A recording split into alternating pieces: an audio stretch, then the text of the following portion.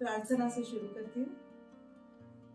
गुरु ब्रह्मा गुरु विष्णु गुरुदेवो महेश्वरा गुरु साक्षात परब्रह्म तस्मै श्री गुरवे नमः। कैसे हैं सब लोग? आई एम श्योर सभी ने बहुत अच्छी तरह से दिवाली मनाई होगी। तो शुरू करते हैं नेक्स्ट स्टोरी।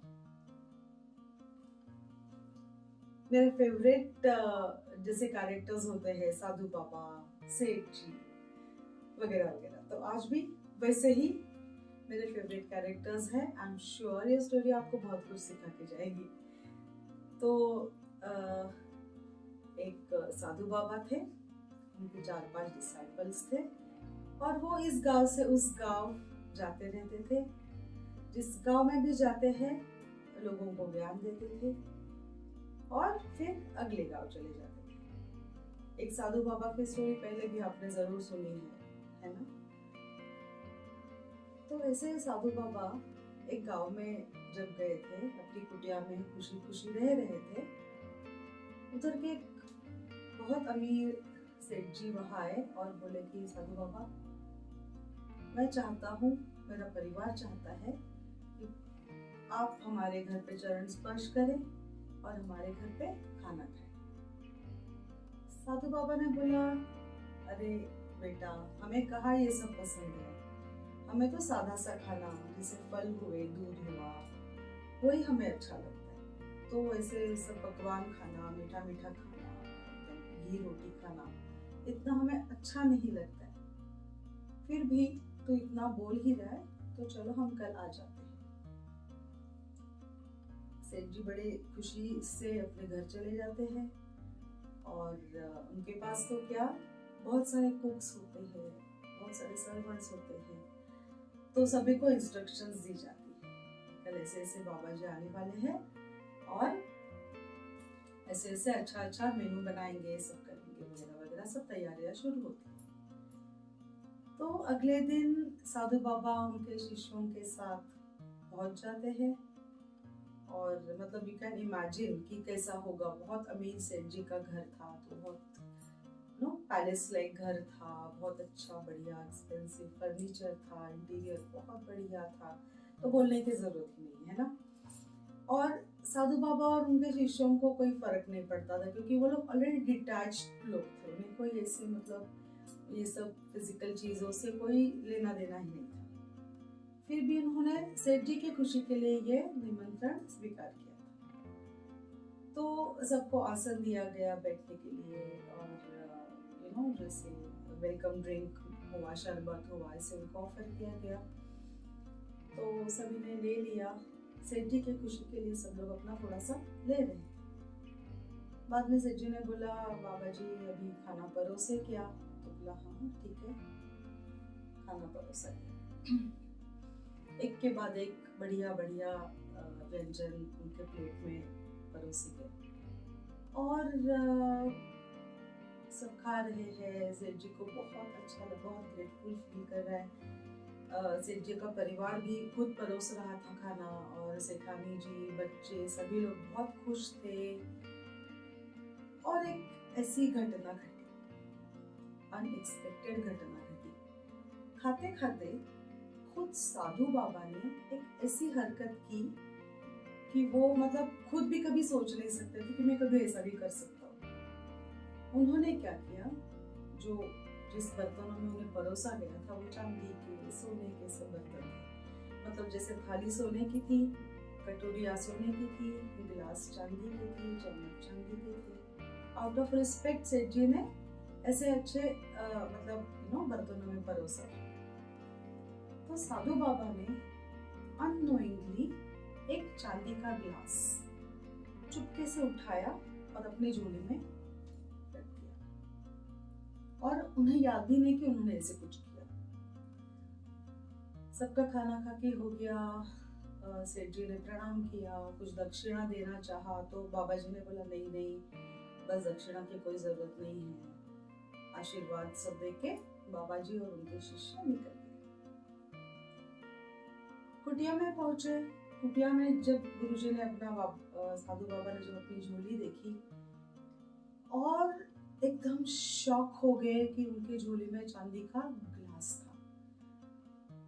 और उन्होंने याद करने की कोशिश की, फ्लैशबैक में चले गए और उनको इतना दुख हुआ कि ये चांदी का ग्लास मैंने अपने हाथों से रखा, yes, and what made me do that, मतलब ऐसे मैंने क्यों किया, ओ माय गॉड, मतलब ऐसे हो ही नहीं सकता, मतलब लानत है मुझ पे कि मैं इतना अपने आप को मतलब महाराज बाबा जी समझता हूँ, मैं लोगों को आशीर्वाद देता हूँ, मैं अपने आप को डिटैच समझता हूँ, मुझे संसार की कोई चीज टेम्प्ट नहीं कर सकती है, और मतलब क्या, व्हाट, बहुत बहुत ही पश्चाताप, बहुत ही दुख, बहुत ही मतलब मलिन हो गया उनका दिल।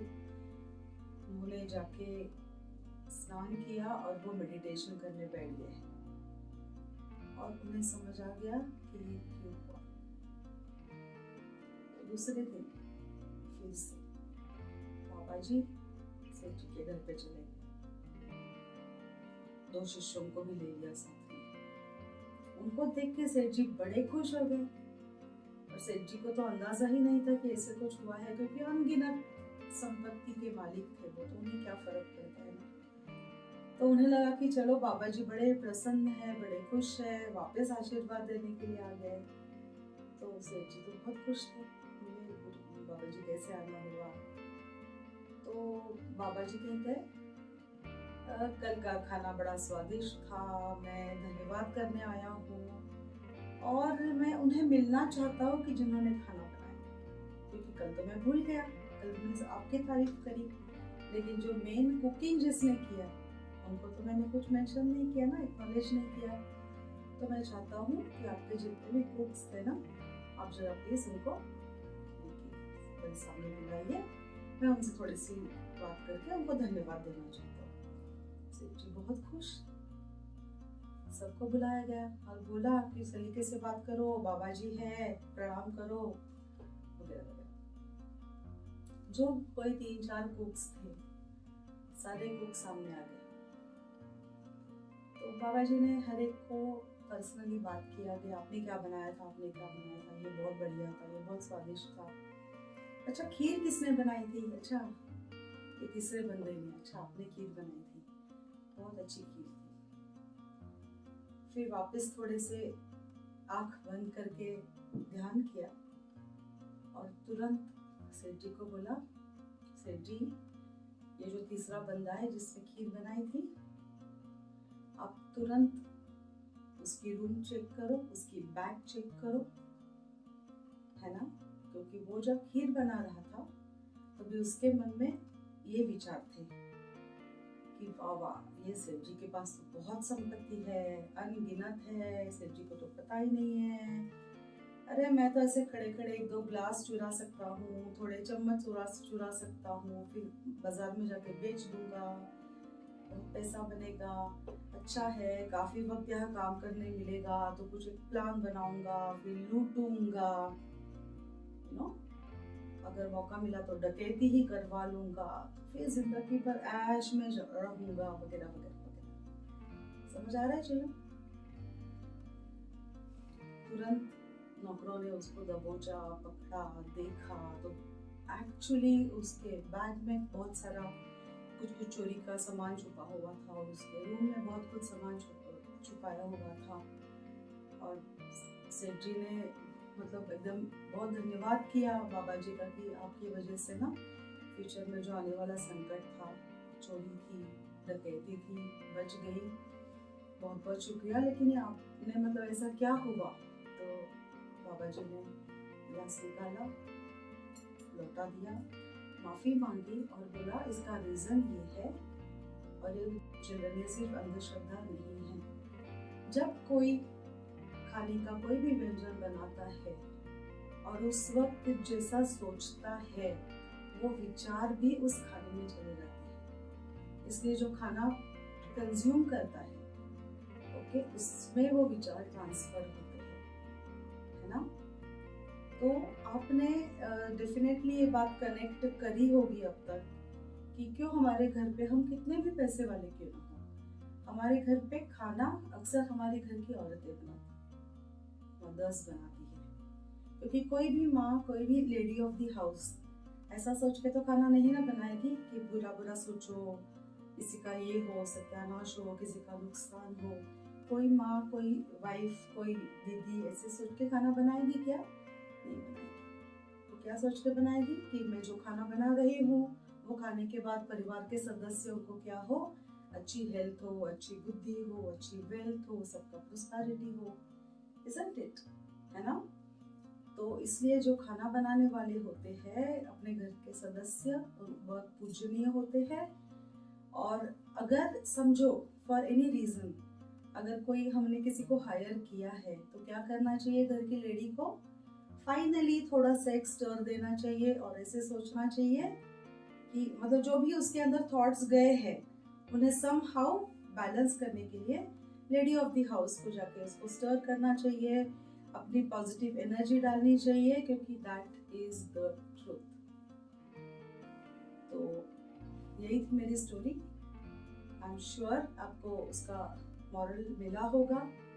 और चिल्ड्रन वो में आता है with the habit. I am sure जो भी मेरा ऑडियंस है, जो भी मेरी स्टोरी सुनते हैं, इट्स हम्बल रिक्वेस्ट इस चीज़ पे ध्यान दे और ये स्टोरी को सिर्फ स्टोरी ना समझ के रियल लाइफ में उसको उतारने की कोशिश करें,